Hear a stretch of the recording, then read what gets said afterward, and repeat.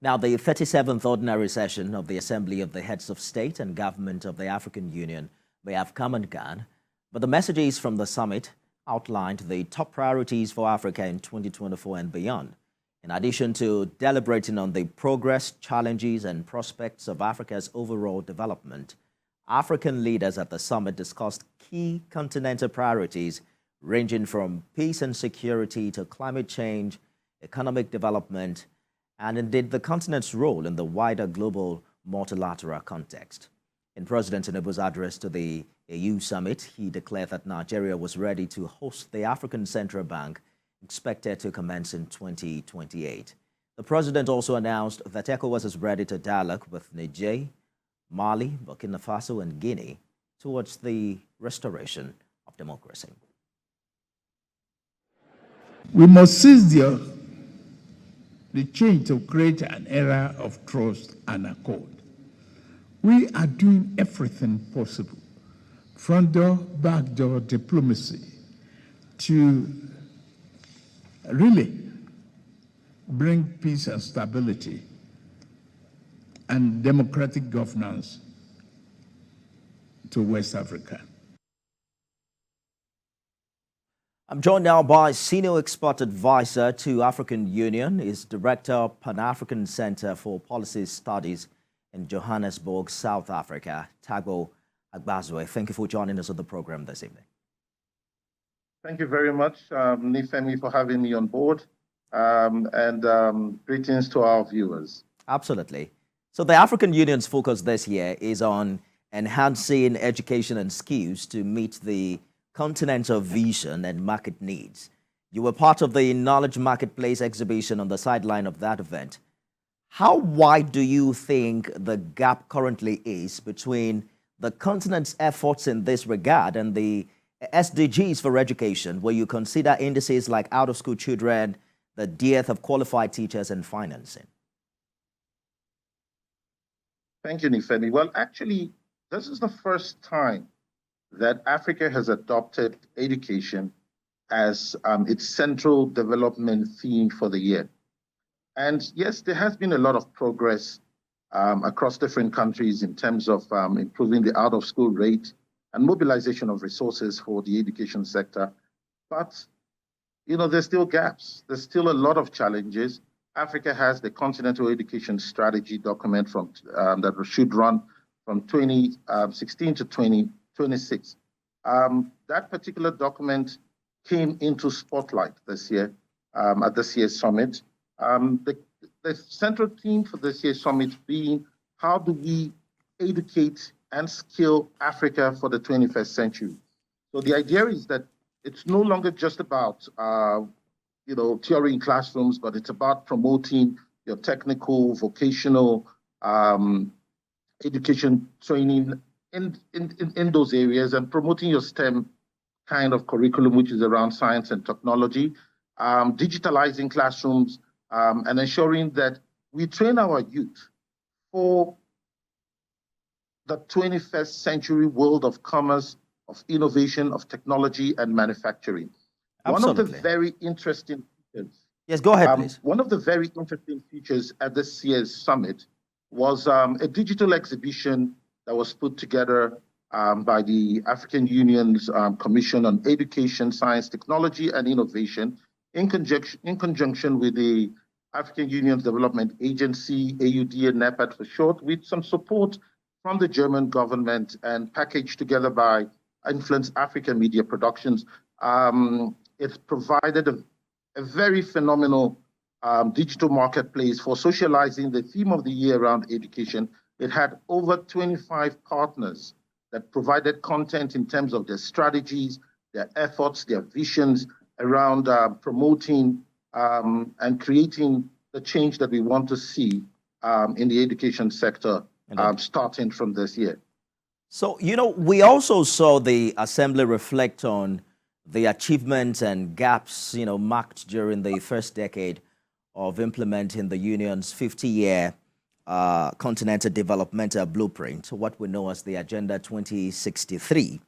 But having followed this closely for years, how effective would you say these high conversations have been in the past years vis-a-vis what we have achieved? Are we really working the talk?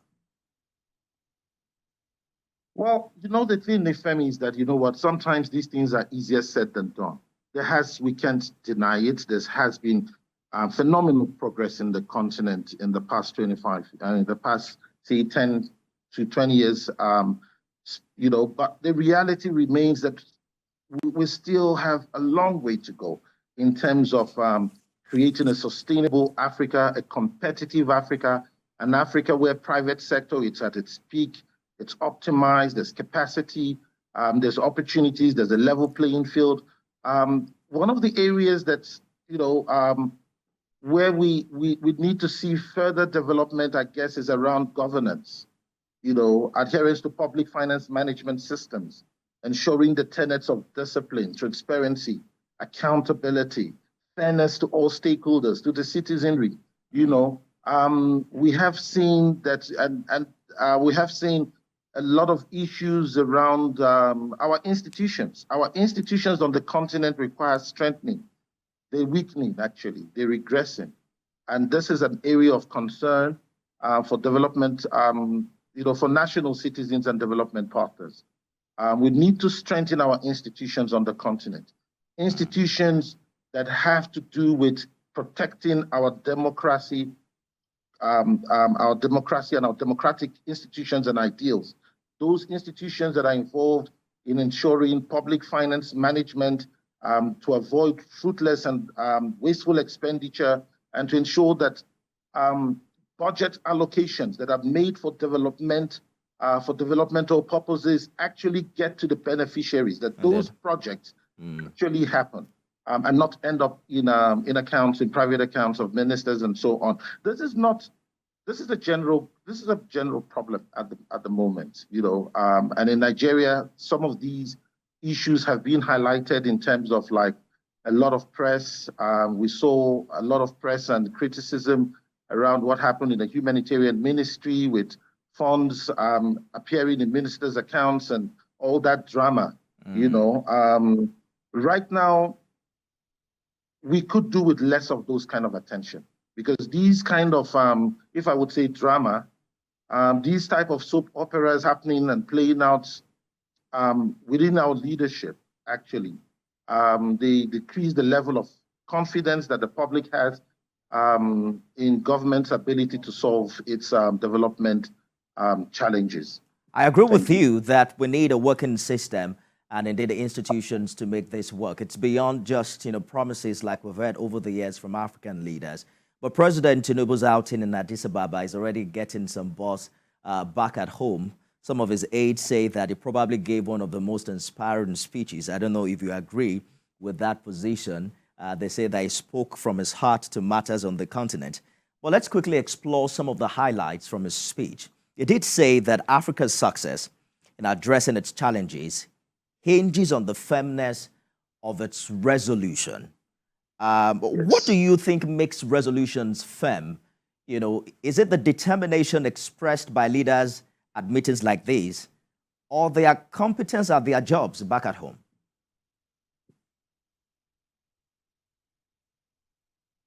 So, to be honest with you, Femi, first of all, we need to talk the talk. And Africa, to be honest with you, was very excited and happy to hear someone in the personality of a president of Nigeria say that we are ready to have a common monetary policy and a single currency in Africa. I think that's a massive, massive, massive one. And I think the president in this regard, President Bola Ahmed Tinubu, needs to be heralded for that boldness. He needs to be supported in this regard. And I'm expecting that the different institutions in Nigeria, including the Budgetary Office and the National Assembly, will make the necessary processes and structures to ensure that Nigeria can indeed host such an institution as the African Central Bank by 2028. I think that's phenomenal from the president and should be heralded. The reality is that we've got our African Free Trade Continental Area. Also building from the Abuja Treaty, there's been a number of processes in terms of integrating the continent. One of those is the Africa Free Trade Continental Area Continental Area Agreement, which technically enables African countries to remove all sorts of barriers and restrictions, both financial and non-financial in nature, to ensuring that Africa technically becomes one country, where we're relying on the capacity within our continent to solve our development imperatives. We had Mr. President say that disagreements over the unconstitutional changes of government shouldn't mean a permanent rupture of what he calls abiding lines of regional affinity and cooperation. But do you think the conversations at the African Union in this regard is honest and bold enough to acknowledge the reality of events in what is now known as the Coal Belt of Africa? Thank you, Nifemi. Well, the reality is this: is that waiting don't happen. There's been disagreements in terms of how ECOWAS took the coup d'etat in Burkina Faso, Mali, and Niger Republic. And what President Bola Ahmed Tinubu essentially said to the African Union this year is he said to the ECOWAS member states that have withdrawn, essentially he said, look, my brothers, you never reach like that, never come out of house. That's essentially what he's saying. He provided them with an olive branch to say, please, we welcome dialogue and let's talk about this and let's find a lasting solution. The president's view is that there is a lot that holds us and binds us together in ECOWAS, including our people, our cultures, our history, our past failures and successes as a bloc. And he's saying essentially that dialogue would be welcome in terms of resolving the disagreement. He's of the opinion that that's disagreements about unconstitutional change of power within member states of ECOWAS is not enough reason to leave the bloc.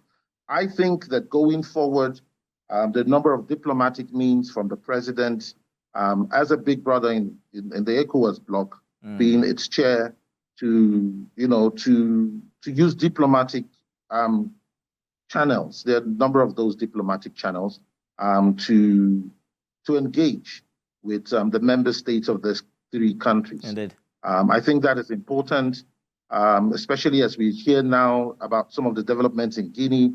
That this kind of there is a common understanding within ECOWAS in terms of how we treat some of these sort of like disagreements.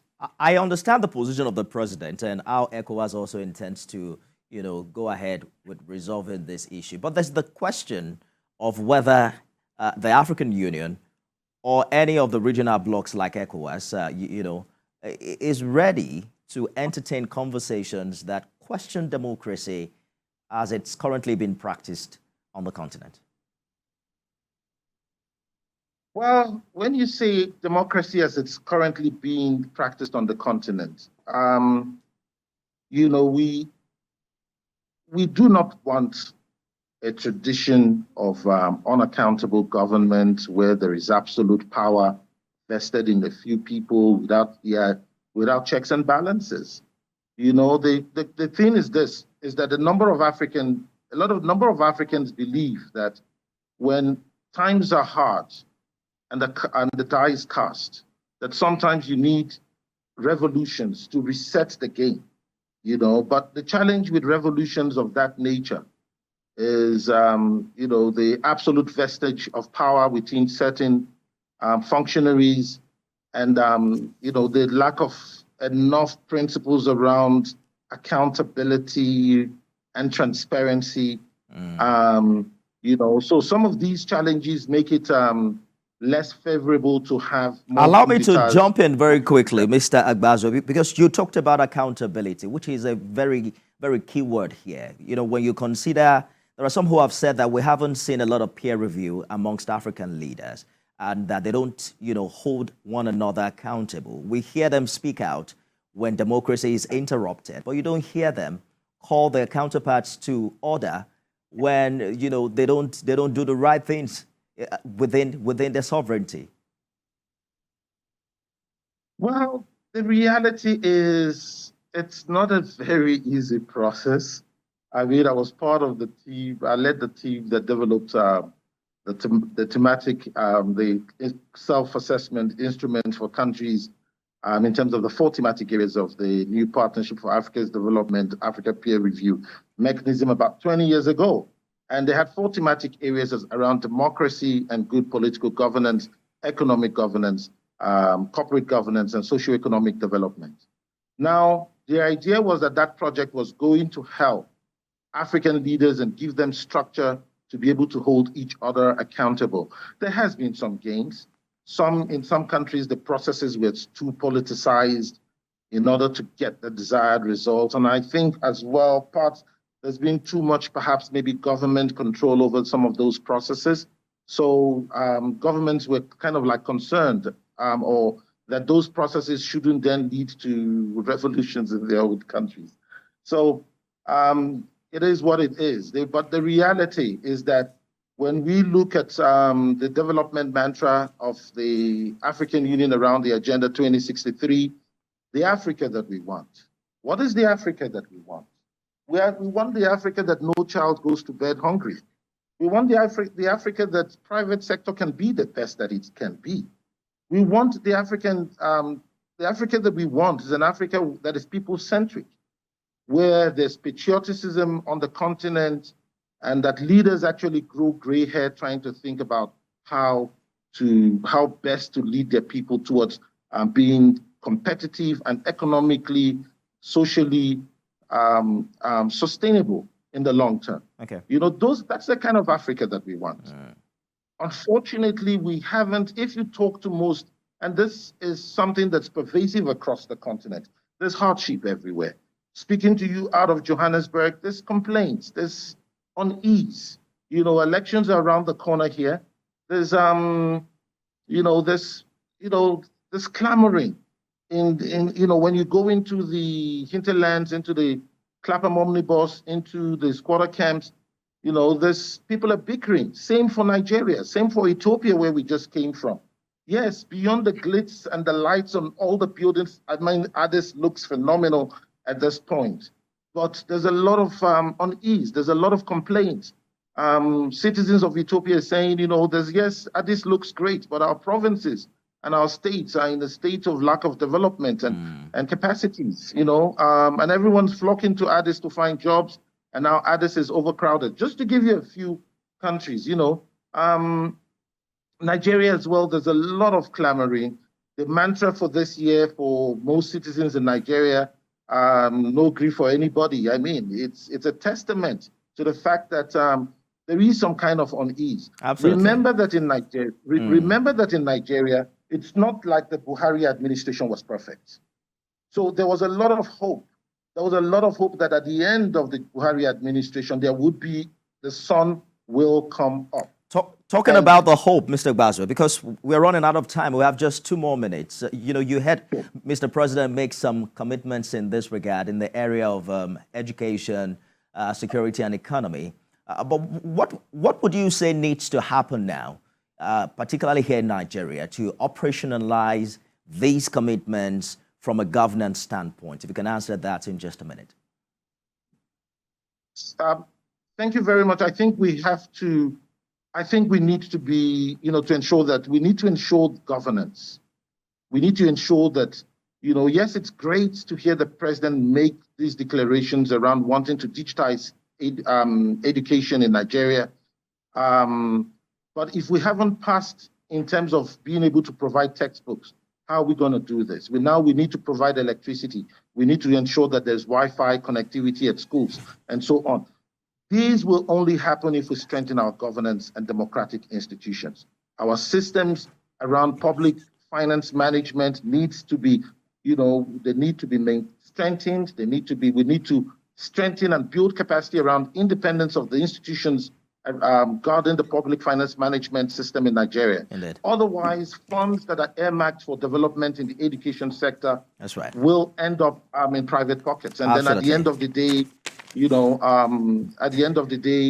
we keep complaining. You agree with that. The problems on the continent are so huge. We don't have enough time on this slide to discuss it all at once, but we'll continue this conversation some other time. I thank you so much for your contribution. I've been speaking with Senior Expert Advisor to the African Union, a Director, Pan-African Center for Policy Studies, Tagbo Agbazoe, joins us live from Johannesburg, South Africa. Thank you very much. My pleasure. A news just in, we're hearing that the APC has now replaced Imo State Governor Hope Uzodinma as Edo Primary Election Committee Chairman. There's a revised list now of the Edo State Governorship Primary Election and Primary Election Appeal Committees. The chairman is His Excellency Senator Basi Otu, and that committee has as members Honorable Shatima Shehu, His Excellency Titilayo Laoye Tomori Nentawe, Yewata Goshwe, and Honorable Umar Hassan, as well as Lawan Garba, among others. We're following very closely developments in Edo State. The primary election has now been declared inconclusive, and it would seem that attention is returned to that part of the state in a matter of hours. That's our show, everyone. Thanks for being a part of it. You can watch it again at midnight and at 6 a.m. tomorrow. I am Nifemi Oguntoye.